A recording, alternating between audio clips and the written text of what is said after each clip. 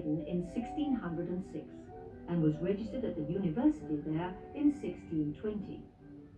The old university building is still standing, but whether Rembrandt ever saw the inside of it is debatable, because nobody knows for sure whether he studied there. But in Leiden, he did learn the first principles of painting. After a brief apprenticeship in Amsterdam, he worked for a few years in Leiden. In 1631, he found work in Amsterdam, where he remained until his death in 1669. So if you want to get to know Rembrandt, you have to be in Amsterdam, because there are his footsteps. He lived and worked at different addresses, but this is the best known. The Rembrandt House, which he moved into in 1639 and lived in for more than 20 years. Now it's a museum where practically all Rembrandt's etchings are on permanent display.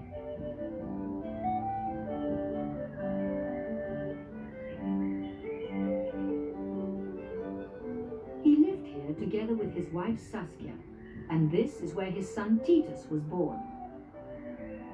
It was during this period that Rembrandt painted his most famous painting, The Night Watch. But probably not in his studio, because the painting was too big. Some Rembrandt experts suspect that the Night Watch was painted here in the Zuiderkerk, the first Protestant church in Amsterdam. What we do know is that 3 children born to Rembrandt and Saskia, who died shortly after their birth, are buried here.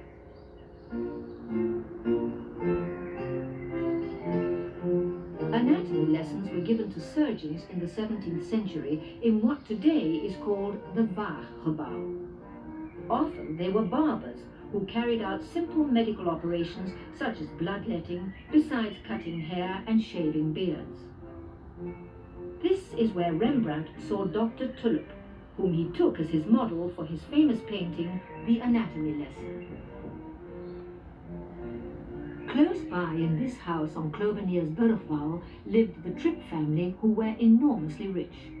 Rembrandt, as a famous portrait painter of his time, was commissioned to paint the portraits of Jacob Tripp and his wife.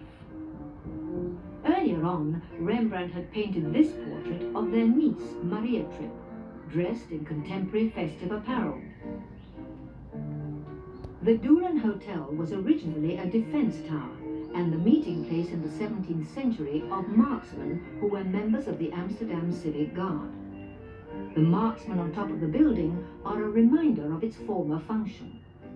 Rembrandt painted the Night Watch to decorate the banqueting hall. Immediately opposite is the Staalstraat, where in the Staalhof the quality and colour of Dutch wool cloth was inspected. This neighbourhood was famous for its wool dyeing. Thanks to Rembrandt, we can see how the weighty gentleman who did this work looked. In 1662, he painted the Syndics of the Drapers' Guild.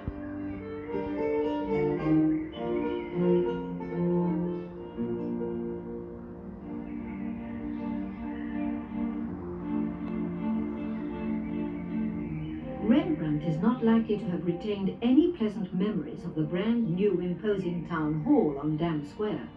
It was here in 1656 that his bankruptcy was dealt with. This painting, The Conspiracy of Claudius Civilis, which he made for the town hall, was removed after its completion because people were not satisfied with it.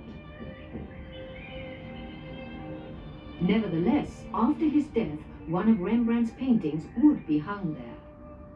The Night Watch was brought to the art room of the town hall, which was a kind of museum, in the early 18th century.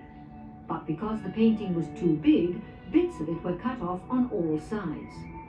Rembrandt would not have been very pleased about that either. Fortunately, we can see how the Night Watch looked before this, because we have a copy of the original composition. There were 34 people instead of the 31 to be seen in the Rijksmuseum. Here, on the Rozengracht, is the house where Rembrandt lived in his declining years. It was a much smaller house than the Rembrandt house, a fact attributable to his bankruptcy. After the death of Saskia, Rembrandt lived with Hendrikje Stoffels. Here, with his son Titus, Hendrikje started a business in art and curiosa, for which Rembrandt also worked. It was here, in 1669, that Holland's greatest painter died.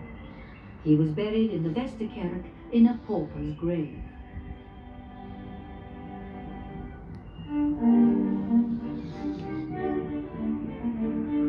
Besides the many portraits, mythological scenes, and biblical depictions that Rembrandt made in his studio, he often went out to sketch landscapes.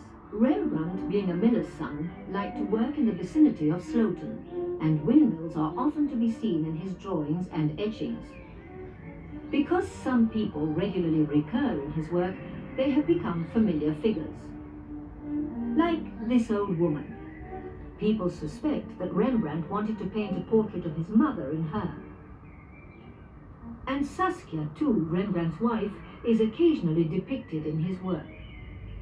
In this drawing, we see Saskia in confinement with the midwife. The canvas of the goddess Flora was painted by Rembrandt in 1635, and it is plausible to assume that Saskia posed for this. Two central figures from the night watch. Captain Frans Bunning-Koch, in those days, was one of the regents or governors of the city of Amsterdam. The young girl is a deliberate artistic liberty and highly symbolic, allowing Rembrandt to use his chiaroscuro techniques. The portrait of Johannes Ellison, who was the minister of a Dutch Reformed church in the English town of Norwich. During his stay in Amsterdam, he commissioned a portrait of himself and his wife. In the same period, Rembrandt drew this actor. One of the paintings Rembrandt made of biblical scenes, in this case, the Apostle Paul.